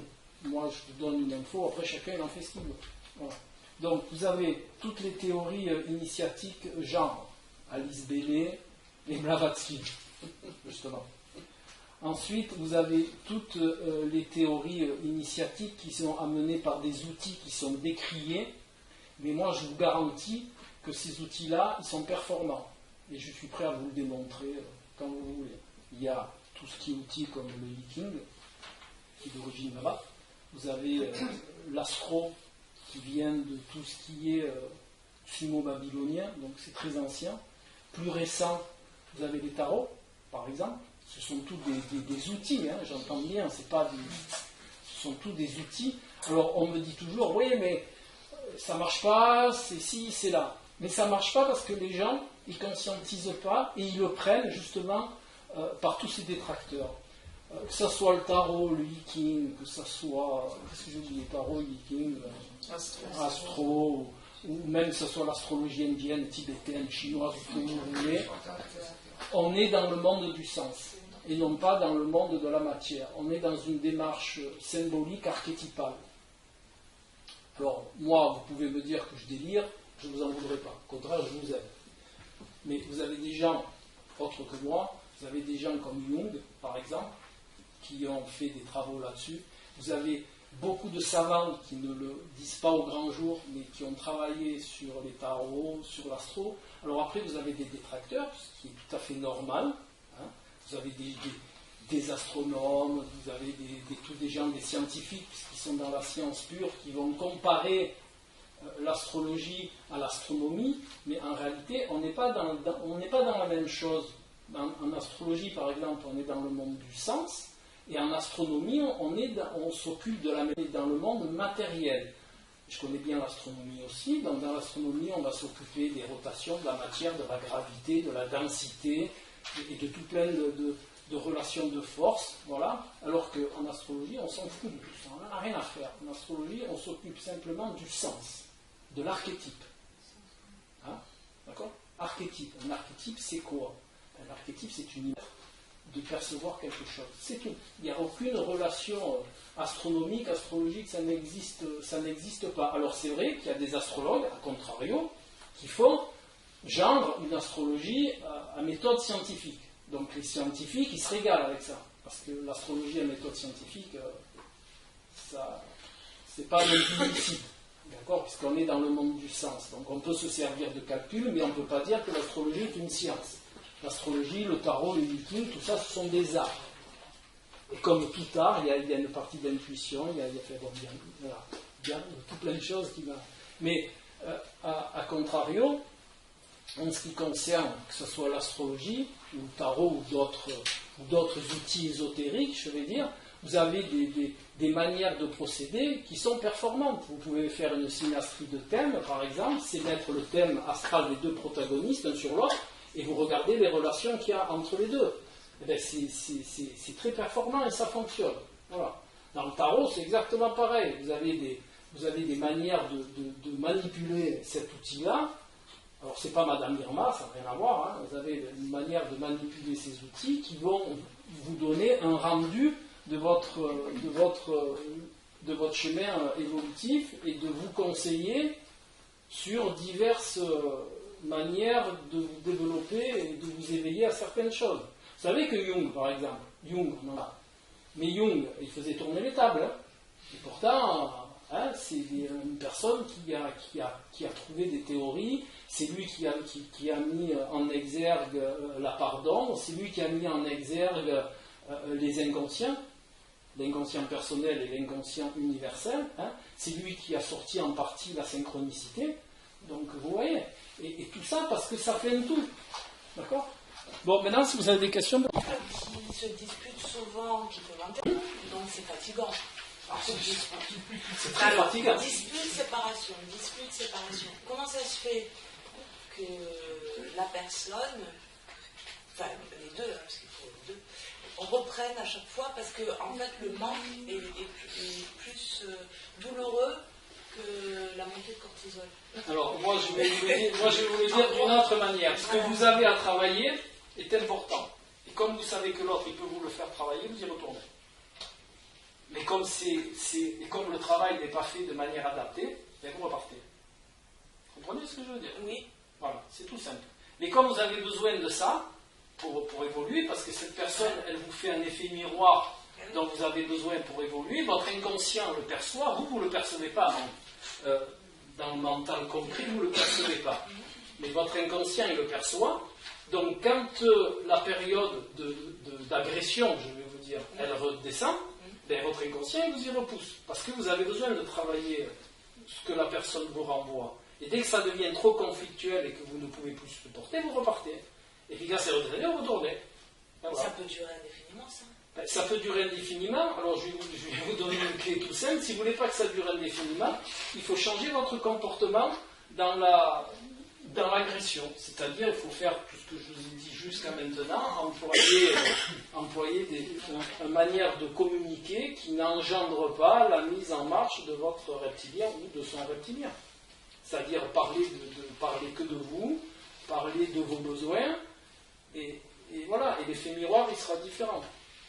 Et alors, quand on a fini de travailler individuellement, qu'est-ce qui se passe à la fin? Ben, vous savez, on arrive à faire pour ceux. Non, pour ceux. Il n'y a plus rien à travailler. On n'a plus rien à travailler. Alors, Cathy, je vais te répondre. Déjà, quand il n'y a plus rien à travailler, il est dit dans les démarches initiatiques qu'on devient des êtres de lumière. Ce n'est pas notre cas. Donc, pas de souci. Il y a encore à travailler. Ça dure même plusieurs vies. C'est fatigant de travailler aussi. Bah, c'est pas du travail au sens simple, tu vois. D'accord, on n'est plus dans la carrière, mais... Non, mais si tu emploies le mot travail pour ça, tu sais que travail, ça vient de tripalium. Donc, dans notre mémoire inconsciente, tripalium, c'est un instrument de torture. Voilà. Donc, ça veut dire que quand tu es dans le développement personnel, si tu le conscientises vraiment comme un travail, ça veut dire que pour toi, c'est une torture. Donc, c'est qu'il y a quelque chose qui n'est pas fait de manière adaptée. On va parler de travail. Voilà. Non, il faut surtout que le développement personnel, c'est pas un fouet, on n'est pas des chevaux dans un chemin qu'on fouette. Hein. Développement personnel, c'est des contextes qui nous font voir des choses, ou même si c'est des contextes parfois un petit peu difficiles, un accident, une séparation, un décès, qui nous ouvrent à quelque chose et qui nous font percevoir quelque chose. Et à ce moment-là, on ne travaille pas, on va dans le sens des effets miroirs ou justement de la compréhension que l'on a de ce contexte qui va nous amener dans une démarche. Mais c'est ni plus ni moins que la compréhension, mais c'est souvent pas la compréhension mentale, c'est pas le mental. Hein. Si vous êtes dans le mental, vous allez vous tromper de chemin. C'est là, c'est au niveau du hara que ça se passe. Hein. Vous allez comprendre des choses, vous allez ressentir plus que comprendre. Voilà. Si c'est pas là, ça fonctionne pas. Si vous êtes que là, oui, vous allez vous poser 10 000 questions, vous allez réfléchir, vous allez tourner les trucs dans tous les sens, vous allez chercher pourquoi, et pourquoi, et pourquoi. Ben non, pourquoi, il n'y a pas pourquoi. Il y a là ce que vous ressentez, là c'est fort, et là vous allez dans le bon chemin. Alors vous avez des gens qui sont plus ou moins mentaux, ce qu'on appelle, hein. Vous avez des gens qui sont très cérébraux, et qui écrasent leurs ressentis, et vous avez des gens qui sont très émotionnels, et c'est l'émotionnel qui dirige, et ça ne va pas non plus. D'accord ? Il faut un juste équilibre. Il faut surtout se fier à ses ressentis. Ressentir. Vous savez ce que ça veut dire, sentimental ? Sortir le cerveau. Ça veut dire sentimental. Oui, voilà. Tous les mots ça veut dire senti mentalement. Mais ça ne fonctionne pas. Ce qui fonctionne, c'est là, c'est ressentir. C'est le côlon. Entre autres. C'est tout le niveau intestinal qui est relié au cerveau par le système nerveux entérique. Voilà. Vous avez d'autres questions ? Est-ce que conseiller, c'est un abus d'autorité ? Ça dépend comment vous conseillez. Si vous dites, tu sais, tu devrais faire ça, c'est mieux, ça c'est de l'abus d'autorité. Si vous dites, par exemple, moi je ferai ça comme ça, c'est plus de l'abus d'autorité. Et si la personne, si la personne évolue, c'est pas de l'abus d'autorité. Si la personne après s'aperçoit qu'en fait... Écoutez, si, je comprends ce que vous voulez dire. Si vous donnez un conseil qu'on ne vous a rien demandé, c'est de l'abus d'autorité. Voilà. Voilà. Si on me demande, c'est ça. Ah, si on vous demande, c'est pas pareil. Si on vous dit, je ne sais pas comment vous appelez, mais si on vous dit, par exemple, Catherine, tiens, j'ai un souci, est-ce que tu peux me donner ton avis, toi, comment tu ferais ça ? À ce moment-là, vous n'êtes plus dans l'abus d'autorité. On vous interroge sur quelque chose, on vous demande votre avis, ben à ce moment-là, vous le donnez. Il n'y a pas de souci. Mais si vous dites à l'autre, tiens, fais ça comme ça, parce que moi je pense que c'est mieux que ce que tu fais toi, ça c'est de l'abus d'autorité. Mais c'est quand même un peu désespérant, quand même, cette théorie. Ce que je veux dire par là, c'est que c'est prendre pour hypothèse qu'on ne peut pas jouer sur ce cerveau primitif de façon à le... bien sûr qu'on ne pourra jamais le contrôler, et on le voit, parce que ce cerveau, enfin pour les microscopiques connaissances que j'ai dans le domaine, ça servait à produire de l'adrénaline, pour fuir, etc. devant les prédateurs. Et c'est ce qui fait qu'après on est tendu, on transpire, parce qu'on n'a pas eu cette dépense d'énergie que les hommes préhistoriques pour leur survie avaient. Mais quand il y a un interlocuteur qui se bloque, et je pense qu'on est très inégaux, on est sur, comment dirais-je, il y a des gens, vous l'avez évoqué, hein, qui ont une part de cerveau primitif qui est très important par rapport au cerveau, on va dire, de la raison. Mais moi j'ai tendance à penser que l'effort à faire, ça serait bien sûr d'essayer de développer le cerveau de la raison, et en contrepartie, essayer d'écraser un petit peu ce cerveau primitif. Alors, je vais vous expliquer pourquoi. Votre question, elle est très bien et ça va permettre en même temps à tout le monde de comprendre. Le jour, je vais vous expliquer ça comme ça. Si on arrivait à, c'est une image, à domestiquer, si j'ai bien compris ce que vous voulez dire, notre cerveau reptilien, on serait en proie à mourir très vite. Parce que justement, le cerveau reptilien, sa fonction première, c'est de prendre le dessus sur tout pour nous sauver la vie. Alors maintenant, la société a évolué. Le contexte, il n'y a plus de lions, il n'y a plus de dinosaures, il n'y a plus de je ne sais pas quoi, qui peut nous tuer. D'accord. Voilà, la société a évolué.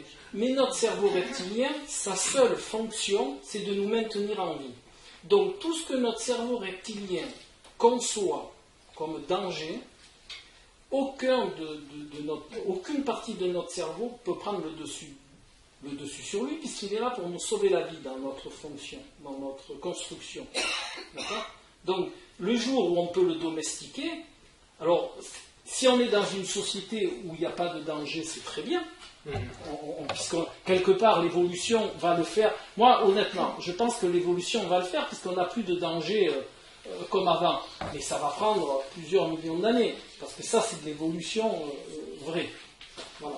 C'est pas de l'évolution par contexte. C'est la vraie évolution de l'être humain, comme quand on est tous, parce qu'à l'époque, on était tous noirs, on est parti du continent africain, et on s'est adapté, la peau elle a blanchi pour pouvoir s'adapter au rayonnement solaire qui était différent de là où on était avant. Donc ça, c'est de l'évolution, ce qu'on appelle de l'évolution darwinienne, c'est l'évolution à long terme. Et notre cerveau reptilien, il fait partie de ça. C'est ce qui nous permet de nous maintenir en vie. C'est notre sauvegarde. C'est notre arme la plus sophistiquée. Et justement, elle est faite pour prendre le dessus sur tout. Il n'y a pas des recherches, la question est complètement... Oui, il y a des recherches là-dessus.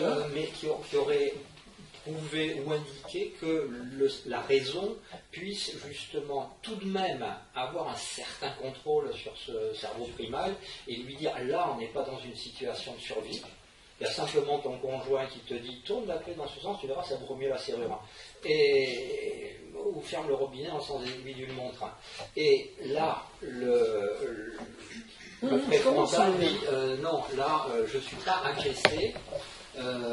Mais non, justement, parce que le cerveau reptilien, il a le pouvoir de passer au-dessus de toutes les autres manières de concevoir les choses. Le reptilien, il est fait pour ça. Dès qu'il sent un danger, il coupe tout. Il coupe le préfrontal, il coupe le limbique, il coupe tout. C'est assez effrayant quand même. Ben, prenez n'importe quel ouvrage de neurosciences, puisque c'est eux qui ont mis ça à jour, c'est eux qui l'ont prouvé, quantifié, il vous explique qu'un concept différent déclenche le reptilien. Ce que je vous ai dit, c'est neuroscientifiquement prouvé. Une différence de concept, ben, le cerveau reptilien, il peut le prendre comme une agression, et à ce moment-là, il coupe tout, et il n'y a plus de raison. Il peut le prendre. Il peut le prendre. C'est à ce niveau-là que il peut le prendre. Voilà, il peut le prendre parce que en face, vous avez quelqu'un qui met une intention. Et c'est là où je voulais en venir, c'est la problématique de l'intention. Et c'est ce que je voulais répondre à madame quand elle a dit je donne un conseil, c'est tout dépend l'intention que vous mettez dans votre conseil. Soit vous mettez une intention où il n'y a pas de prise de pouvoir sur l'autre et ça peut se passer bien. Mais si vous mettez l'intention dans votre inconscient, parce que ce qu'on ne pense pas, nous on pense souvent à notre conscient, mais vous savez que la partie inconsciente du cerveau, et ça c'est ce que je vous dis là, c'est tous des travaux qui ont été faits, c'est pas du développement personnel, ce que je vous dis là c'est des travaux de neurosciences. On sait à l'heure actuelle que notre cerveau inconscient détient beaucoup plus de données que notre conscient. Voilà. Et que comme nous, avec notre cerveau conscient, il n'y a pas accès, il est ce qu'on appelle, le cerveau inconscient est en mode automatique. Il gère tout en mode automatique. Et de ce fait, on a des réactions innées, des fois qu'on ne comprend pas, parce que justement on est sur ce mode automatique.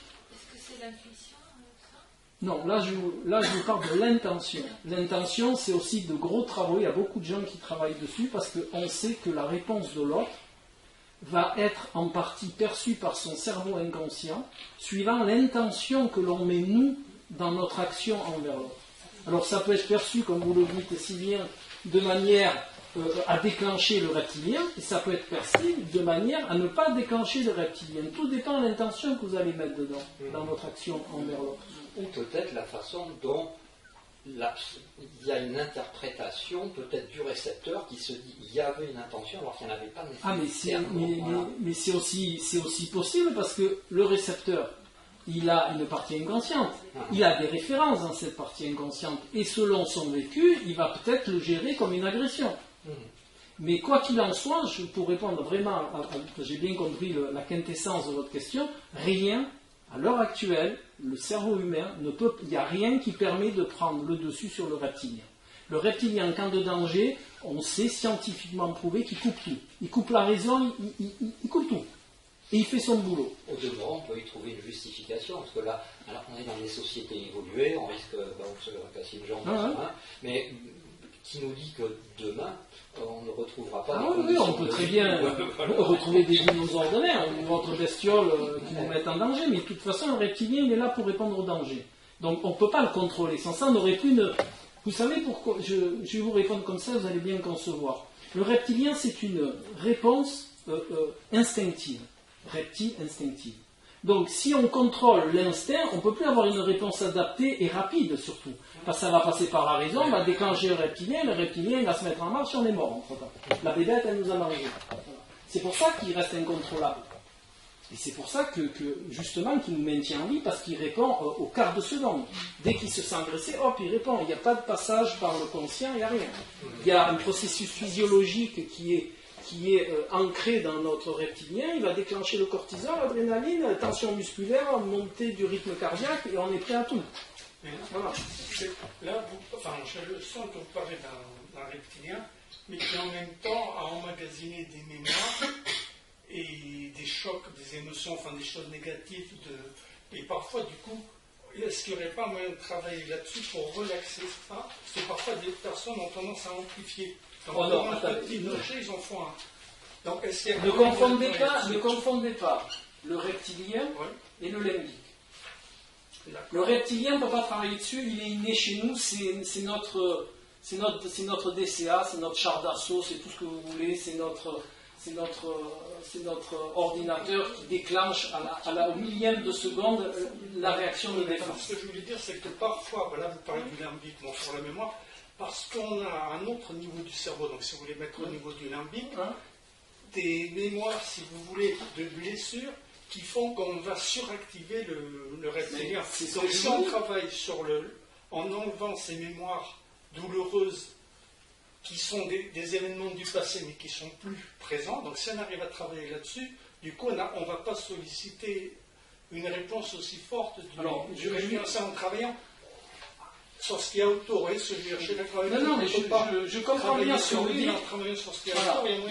Et je comprends bien ce que vous dites, et je vais vous répondre le plus simplement possible de la manière dont je peux. Vous avez le reptilien, il est incommandable, il est intravaillable, il est autonome. C'est comme un poste autonome, il fait ce qu'il veut. Voilà, suivant ce qu'il ressent, il déclenche ou il ne déclenche pas. Après, vous avez le cerveau limbique avec les émotions. Les émotions, c'est ce que vous dites, vous avez des références dans le cerveau et vous avez collé une émotion dessus. Par exemple, je vous donne un exemple, vous avez reçu des coups de bâton, vous avez une émotion de peur dessus, de recevoir des coups de bâton. Donc, si je m'approche avec un bâton, votre cerveau limbique, il va ressentir quelque chose et il va déclencher le cerveau reptilien, il va se déclencher parce que vous allez émettre de la peur. Donc vous pouvez travailler sur cette peur. Sur le limbique, vous pouvez travailler sur vos émotions par ce qu'on appelle votre cerveau préfrontal qui va raisonner cette émotion. Donc vous allez la vivre et vous allez la raisonner, et de ce fait, au fur et à mesure de votre travail, vous allez pouvoir la domestiquer. Et dès que la peur elle va apparaître, c'est inné dans votre reptilien, il va se déclencher. Après, si vous arrivez à travailler et ne plus ressentir de peur quand j'approche avec le bâton, votre reptilien, il ne va plus se déclencher. Voilà. Pour le reptilien, lui, il ne conçoit pas que ce soit une peur vraie ou une peur fausse. Du moment que vous ressentez de la peur, vous avez l'émotion de peur, il se déclenche. Maintenant, si vous arrivez à la travailler et à l'enlever, cette peur sur ce domaine-là, votre reptilien, il va plus se déclencher. Donc il fonctionnera pour la survie, mais à bon escient. On ne peut le faire que dans son côté positif. Alors pour certains, c'est comme s'il était sans arrêt en surchauffe. Mais c'est ce qu'on explicite dans le stress chronique. Les gens qui sont stressés chroniques, ils déclenchent leur reptilien souvent et ça les épuise. Voilà. Mais c'est pas le stress adapté parce que vous n'avez pas un lion qui vous court après tous les jours. C'est juste parce que c'est le travail, c'est juste parce que vous avez un examen, c'est juste parce que vous avez une réunion et que c'est porteur de choses qui vous stressent, et ce stress, il va déclencher, pareil, le cortisol et tout le reste. Donc c'est du moment vous pouvez travailler sur l'émotion, mais je vais vous dire pas sur la qualité de l'émotion, si elle est justifiée ou pas. Du moment que vous la ressentez, vous allez la vivre. Après, vous pouvez la corriger avec le temps, vous pouvez la comprendre, mais tout ça c'est dans votre côté inconscient. Hein. Donc, pour avoir accès à toutes ces mémoires inconscientes, à tout ce vécu inconscient, vous avez des méthodes qui fonctionnent suivant les gens. Hein. Vous avez l'hypnose pour certains problèmes inconscients. Après, vous avez ce que vous renvoie votre partenaire, c'est le meilleur outil. Hein. Votre partenaire, il vous renvoie là où vous devez travailler de toute manière. Hein. Voilà, votre partenaire ou votre relation à l'autre. Voilà. Donc, pour en revenir au couple, il y a des couples qui, par exemple, l'homme ou la femme tombe sur... Bon, par exemple, la femme tombe sur l'homme, mais c'est toujours sur des personnes qu'il faut réparer. Bon, ça, c'est une problématique bien spécifique. Hein. Quand vous avez des gens qui vivent des relations où ils arrivent toujours sur des personnes qui ont la même genre de problématique, c'est parce que eux, à contrario, ils en ont une autre qu'il faut qu'ils travaillent. Alors, je vais vous donner un exemple très bateau. Vous savez qu'il y a des gens qui se comportent toujours en victime. Bon. Et pour qu'il y ait des victimes, il faut qu'il y ait bourreau. Voilà, donc ces gens-là, ils se rencontrent. Vous avez la personne qui se comporte toujours en victime, vous avez la personne qui se comporte toujours en bourreau, mais pour qu'un puisse vivre sa problématique, il faut qu'il rencontre une victime, il faut qu'elle rencontre un bourreau. Et un bourreau, il faut qu'elle rencontre une victime. C'est le même coup pour les pervers narcissiques et tout le reste. Vous avez des femmes ou des hommes qui disent « Ah, ça fait 3 fois que je rencontre un pervers narcissique. » Oui, c'est parce que quelque part, elle est dans la victimisation et que pour pouvoir vivre son bug de victimisation, il faut qu'elle rencontre quelqu'un qui soit susceptible de lui faire vivre. Si elle rencontre quelqu'un qui n'est pas, la mise en place du contexte, elle ne le vivra jamais. Vous comprenez ce que je veux dire? Et puis parfois, pour certaines personnes, elle peut se faire le scénario avec elle-même. Ça peut être son ego. Il y a très peu de gens qui ont la faculté de s'auto-corriger et de voir leur part d'ombre, puisque justement c'est la part d'ombre. Donc si c'est la part d'ombre, il faut que quelque chose vous le renvoie. Soit le partenaire, soit la profession, soit les non-dits du passé. Ou les non-dits ou même les mal-être que vous avez en vous et que vous ne comprenez pas. Bon, voilà. Mais il faut qu'il y ait quelque chose qui vous le mette en lumière, parce que sans ça, ça ne fonctionne pas. Maintenant, vous pouvez très bien aller voir un astrologue, un tarologue ou quelqu'un qui pratique le Viking et qui va vous expliciter là où sont vos problématiques. Mais si vous avez des gens qui adhèrent à ces outils-là, et vous avez des gens qui n'y adhèrent pas, donc tout le monde n'est pas tourné vers ces contextes-là, donc il faut d'autres choses qui vous renvoient les contextes, les relations familiales, amoureuses, les relations professionnelles, voilà, ou même les contextes que vous vivez dans la vie.